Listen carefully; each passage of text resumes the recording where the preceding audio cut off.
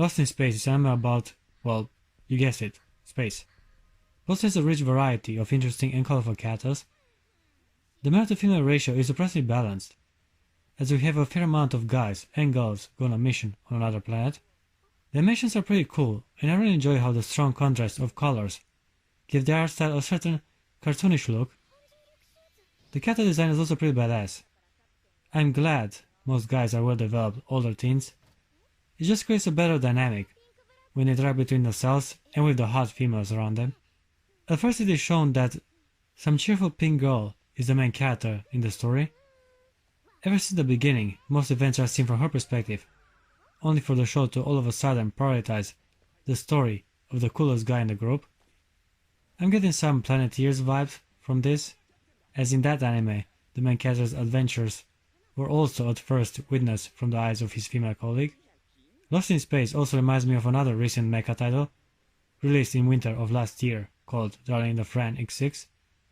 Both shows try to incorporate a certain cinematic movie-like atmosphere with these sidebars and artistic visuals. Lost in Space has its characters be abandoned on a spaceship with limited supplies and not enough fuel to make a trip back to civilization. Eventually they find a nearby planet with Earth-like conditions. Even if they can't go any further than that, at least they can multiply and start a brand new civilization.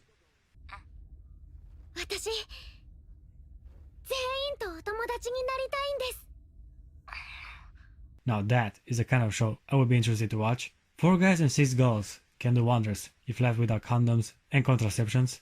Because you know, the pull-out technique does not work.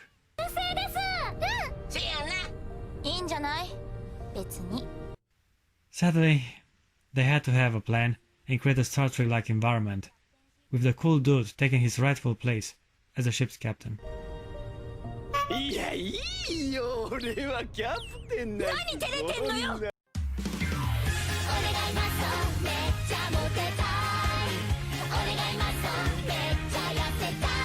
How heavy are the dumbbells you lift? That's a good question, and also an interesting title for an anime. The show follows the everyday life of our female protagonist with darker tan and blonde hair that enjoys her snacks a bit too much. I can totally relate to her, despite, well, not going to school anymore. I also pig out on sweets and fast food while wondering why my pants are getting tight. In her case, her BFF seems to be teasing her a bit in regard with her weight.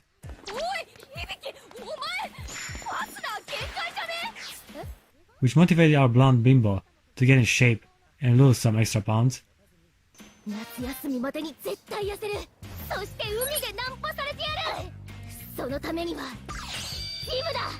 I personally think she looks fine, as she is. I like girls with an appetite. And in her case, most of the fat only enhances her feminine features. After trying to introduce some discipline in her life, Blondie finally realizes that she needs to hit the gym, if any progress is to be made. That's where she gets a bit more familiar with one of the more prominent girls in school. Apparently she also wants to exercise and remain in good shape, although her real motives are quickly made obvious.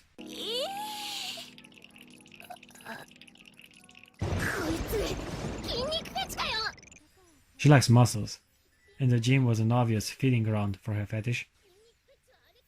I like shallow perverted girls, therefore the brunette is right up my alley. They make him up perfectly, as I also just started to work out myself. Again, I can relate to her struggle in trying to keep up with an intense workout.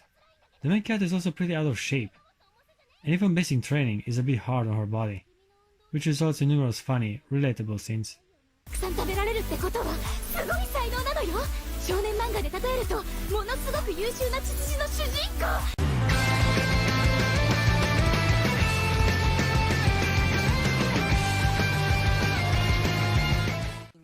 Dr. Stone.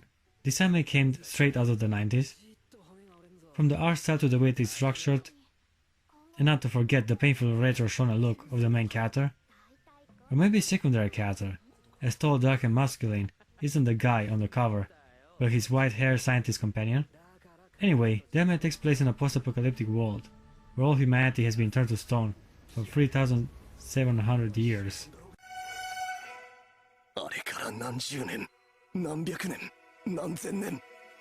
After all this time, just two dudes are able to revive and try to restart civilization. But of course, trying to repopulate the world with only two guys is rather impossible. 俺らオス二人だらだら生き延びて人類に何の未来があんだよ。確かに。And I hope this isn't that type of show. That's the stuff. Anyway, white hair and the brunette seem to be best friends at the moment, as they work together to find a cure for the plague that petrified humanity all these thousands of years ago. The story can go two ways in my opinion. I haven't read the manga, so this is pure speculation from casual anime viewer intuition. I'd say the relationship within the two main characters can either develop similar with the one from Berserk, or end up like the one from Hunter x Hunter. Let me elaborate. Tall and muscular kinda reminds me of Guts, with abnormal strength, determination, and set out on a quest to save his girlfriend.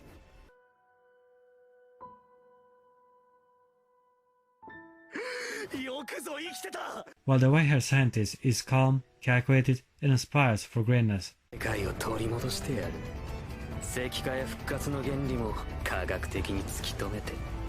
Will they betray each other at one point in the story and become rivals like in Berserk? Or maybe they will stay best friends till the end, similar to Gon and Killua? Gives me the impression that Tall and Muscular will be the protagonist, and the mysterious ambitions of the white-haired scientist makes him a potential classic anime villain.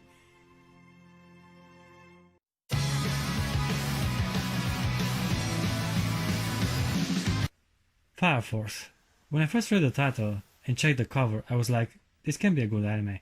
I mean, what is this, some lame, boring slice of life show about firefighters with a bullshit love story in the background? Well kids, do you know the saying, don't judge a book by its cover?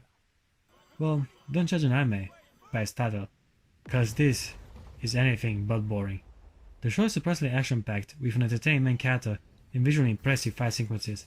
The art style reminds me of My Hero Academia, and I just love the strong contrast of bright colors on a darker background. Glad they keep on making original shit, or at least they had a vision or a spark of creativity before animating this bizarre alternative reality, unlike the many tired and cliched teleported to another game world reality trend that plagues the industry at the moment. In some random year into the future, special firefighter groups are combating a phenomenon called spontaneous human combustion, which basically means that civilians at random start exploding in flames like a ghost rider.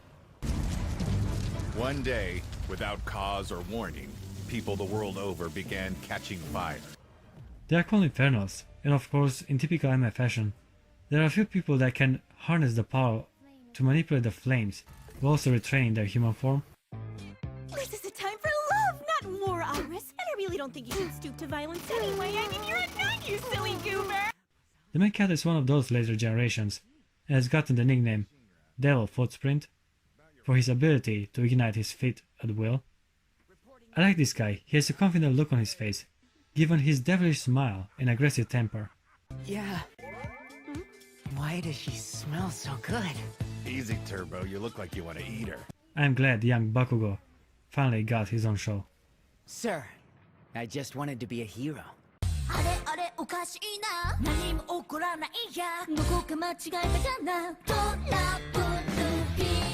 usually don't watch anime with 10 minutes episodes, but again I'm a big perv, and I cannot stop myself from at least checking this title, given the cover and ecchi tag. The show is about magic of all things, but more or less about a girl trying her best to perform some magic tricks, but failing miserably at every attempt. She often ends up in revealing, compromising positions, which is the primary way the anime presents us some much anticipated fan service. The jokes are kinda lame for my taste, although near the end, I couldn't stop but chuckle for a moment.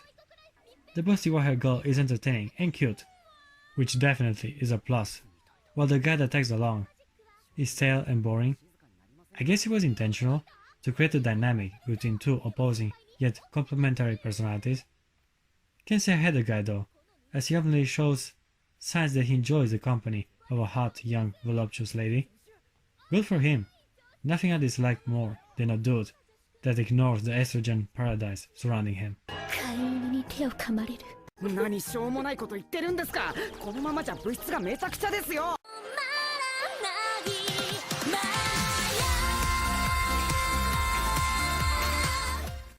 talking about an abundance of estrogen, it's about time to mention the harem anime of this season, called Will You Please Like Hentai If It's Cute? The answer is yes. But sadly, it isn't me who was asked, but a rather average high school boy that all of a sudden finds a love letter alongside some panties. Let me backtrack a bit. The protagonist is part of a club, and surprise surprise, he's the only guy around. He has a best friend, but instead of the standard unsuccessful pervert, he's rather handsome and popular with the ladies.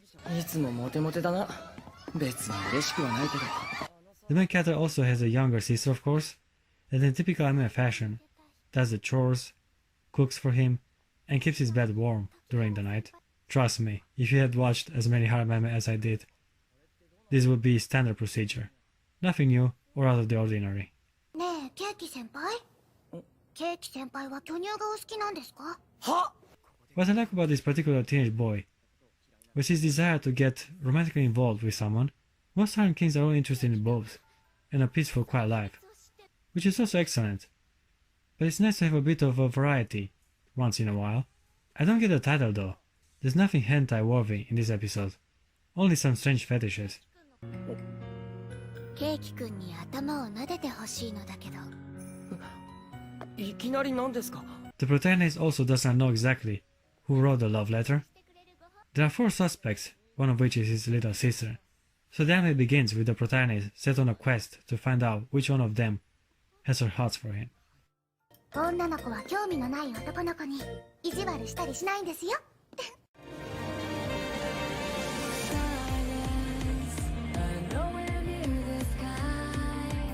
From commonplace to world's strongest.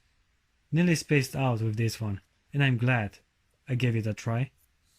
This anime continues the trend of having an overpowered main character in a game-like fantasy world, while also incorporating some gore and violence, similar to the likes of other titles like the last year fall release Goblin Slayer. Right from the start, the anime creatures' design caught my attention and awakened a certain curiosity that I seldom came to experience. Kinda like in the Rising of the Shield Hero, the protagonist starts off as an optimistic, innocent teenage boy, to only be betrayed and forced to toughen up in an unforgiving and harsh environment. The episode itself starts with him struggling to find his will and determination to push on and find a way out of this living hell. The main character realized that by eating the flesh of monsters, his level increases while also gaining much needed knowledge alongside useful skills and fighting techniques. He even starts to develop his own personal weapons. これを天雷で加速。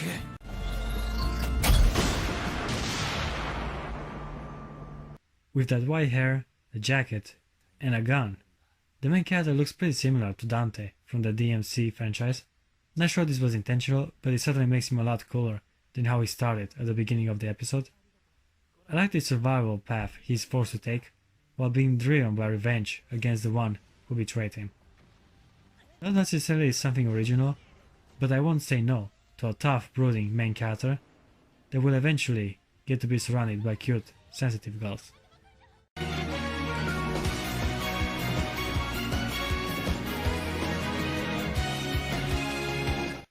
After quite a few years, we finally get the much anticipated sequel of Is It Wrong to Pick Up Girls in a Dungeon, also known as Danmachi, if of course we're not counting Sword Okaria, which was more of a spin-off, but still a worthy addition to the franchise. I liked the first season a lot. I thought it was well executed, action-packed, with awesome animations and likable characters. Danmachi created a believable world, where gods have descended on Earth to experience a mortal life, while also inspiring groups of adventurers around them and giving them their blessings to become part of their familia. I was captivated by the intrigue and rivalry between gods and adventurers alike, while following with interest the life of our protagonist, a young adventurer from the Hestia familia called Bel Carnel. The second season starts right where we left off, with the main character and his companions trying to make a name for themselves in the lower dungeons. The show expands on the lore by adding new gods and rivalities, also keeping the same lighthearted spirit it previously benefited from. 今夜私に夢を見せてくれないかしら。見せるか君も何赤くなってるんだベル君 Not much happens in the first episode besides the main character getting his ass kicked and going to a party. All these events set the stage for an upcoming story arc centered around the Apollo family. And Apollo is a weirdo. We do also get some fun moments, as Belle finally has the courage to be a bit more forward with his idol, Ice Valentine, while the other women around can't contain their frustrations.